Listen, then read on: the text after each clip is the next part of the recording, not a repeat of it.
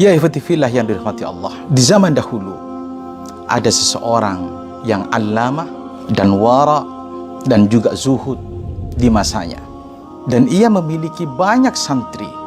Tak lain adalah Syekh Fudail bin Iyad. Dari sekian banyak santri yang ia asuh, Syekh Fudail bin Iyad memiliki salah satu santri yang ia sayangi dan ia cintai.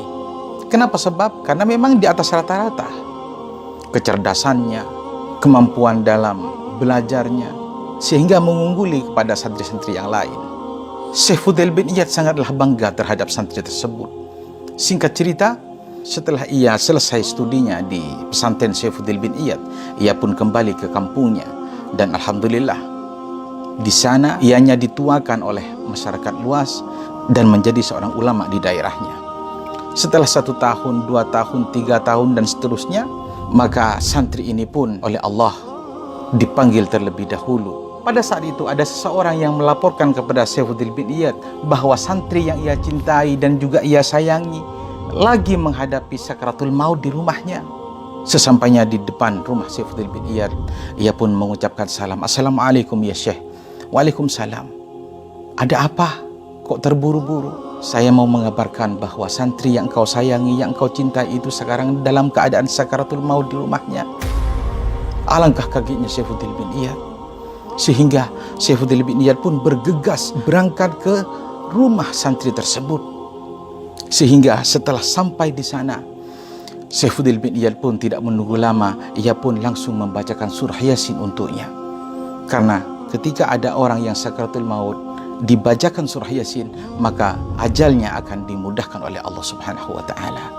Belum selesai Syekh Fudail bin Iyad membacakan surah Yasin, orang yang sudah sakaratul maut ini pun berkata, "Ya Syekhi, ya Ustadi, la taqra hadhihi surah."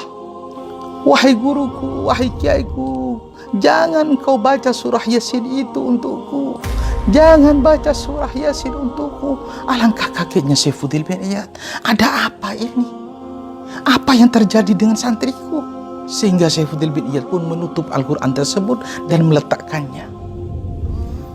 Ia pun berpindah ke samping orang tersebut dan menalkin orang tersebut. La ilaha illallah Muhammadur Rasulullah.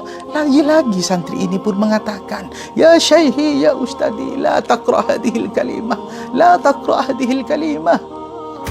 Tambah kaget Syekh Fudail bin Iyad. Ada apa dengan santriku ini? Ia orang yang kucintai, dia alim. Apa yang dia kata? La taqra hadhil kalimah. Janganlah engkau baca kalimat itu untukku. Ana bari'um minha, la ilaha illallah. Saya sudah keluar dari kalimat itu. Jangan lagi kau bacakan itu. Menangislah Syekh Fudail bin Iyad. Sehingga tak lama dari itu, santri itu pun menarik nafasnya yang terakhir. Syekh Fudail bin Iyad pun keheranan sambil menangis terseduh-seduh. Dan ia pun lari ke rumahnya, meninggalkan santrinya tersebut. Sampainya di rumahnya, Syekh Fudail bin Iyad pun masuk ke kamar dan mengunci dari dalam. 40 hari 40 malam tidak keluar sama sekali ya ikhwan. Keheranan, ada apa dengan santriku? Di dalam pengasingannya Syekh Fudail bin Iyad, di suatu malam ia pun bermimpi bertemu dengan malaikat yang menyeret santrinya untuk diceburkan ke dalam api neraka. Wal'iyadzubillah.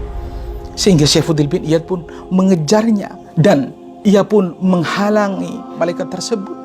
Apa yang beliau katakan? Wahai malaikat Allah, tunggulah sebentar. Ada yang ingin saya tanyakan kepada santriku ini. Wahai santriku, ada apa denganmu? Kenapa kau berakhir dengan seperti ini? Apa yang kau lakukan saat di dunia? Padahal engkau adalah santri yang kusayang. Padahal engkau adalah santri yang paling kucintai dan sangat membantuku dalam syiar Islam.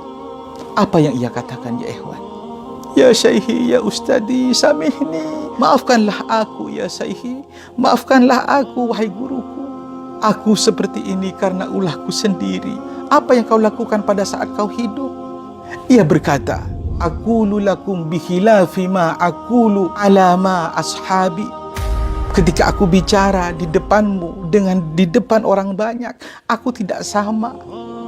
Yakni santri tersebut ketika bicara di depan Syekh Fudail bin Iyad engki, iya kiai, iya guruku. Tapi ketika di belakang Saifuddin bin Iyad, apa yang ia katakan? Ketika ditanya oleh seseorang, bagaimana Saifuddin? Saifuddin bin Iyad itu apa? Aku lebih alim daripada Saifuddin bin Iyad. Yang nyata-nyata ilmu yang ia serap, ilmu yang ia dapat dari Saifuddin bin Iyad. Faham toh? Yakni su'ul adab kepada guru, tidak hormat kepada guru. Justru ia merendahkan kepada gurunya. Wal'iyadu billah. Ianya mati tidak membawa iman kepada Allah Subhanahu wa ta'ala. Faham toh? Hati-hati dengan ulama, hati-hati dengan guru. Jangan sampai ada rasa iktirad dalam hati kita. Seperti apapun gurunya, baik itu kiai yang alim, kiai yang besar, kiai yang setengah alim, tidak alim sekalipun, hati-hati kalau berkaitan dengan guru. Jangan sampai iktirad.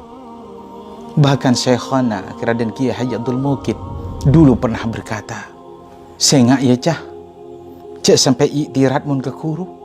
Sebab mun pas bani iktirad ke guru, urusin benih ben guru anak, tapi ben siko basah." Faham tuh? Sampai-sampai beliau menggambarkan bahwa hatta ring tuan ben azina ya den mata ben, sehingga cek sampai iktirad, cek sampai pertaja cek mun ring tuan ben azina ya den mata ben. Bukannya beliau itu memperbolehkan al-fawahis, hasya wa kalla, hasya wa kalla. Tapi ini merupakan suatu tekanan pada larangan iktirad kepada guru atau kepada orang tua kita.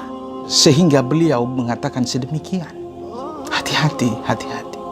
Apa iktirad? Berprasangka buruk terhadap guru. Tidak adab kepada guru. Jangan.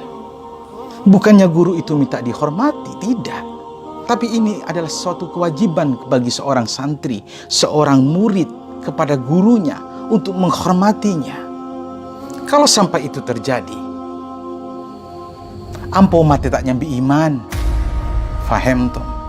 Tapi jika ianya keluar dari konteks syariah yang telah diajarkan oleh baginda Rasul Muhammad sallallahu alaihi wasallam, iyyakum wadzan, jauhi berburuk sangka, sebagaimana yang sudah diajarkan oleh baginda Rasul Muhammad kepada kita semua. Tatkala ada seseorang yang datang kepada baginda Rasul, yang ianya mengaku melakukan suatu perbuatan zina dengan seorang wanita, baginda Rasul tidak mengubrisnya. Sampai-sampai pemuda ini mengulangi 3 kali, "Ya Rasulullah, saya telah berzina dengan perempuan." Dan ketiga kalinya itulah baru Nabi mengatakan, "Ah, mungkin kamu hanya merabanya." Baginda masih mengatakan demikian. Ini contoh. Kalaupun ianya melakukan sesuatu di luar syariat, hindari prasangka dan jangan diikuti apa yang Anda saksikan. Semoga hikayat ini menjadi ibrah bagi kita semua dan dapat meningkatkan rasa kecintaan kita terhadap guru-guru kita. Hatta kiai langgeren, hatta guru lip-alipan kita, hormati. Karena ianya sejajar dengan kedua orang tua kita. Faham toh? Mimpi kita akan mendapatkan ilmu yang nafi kalau kita sudah iktirad sama guru kita. Semoga hati kita dijaga oleh Allah dari hal yang sedemikian. Karena beliau-beliau kita dapat membaca Al-Quran. Karena beliau-beliau kita kenal akan nahwu sharaf. Karena beliau-beliau kita tahu akan ilmu fikih dan lain-lain. Subhanakallahumma wa bihamdik, asyhadu an la ilaha illa anta, astaghfiruka wa atubu ilaik. Saya Widad Abdullah. Assalamualaikum warahmatullahi wabarakatuh.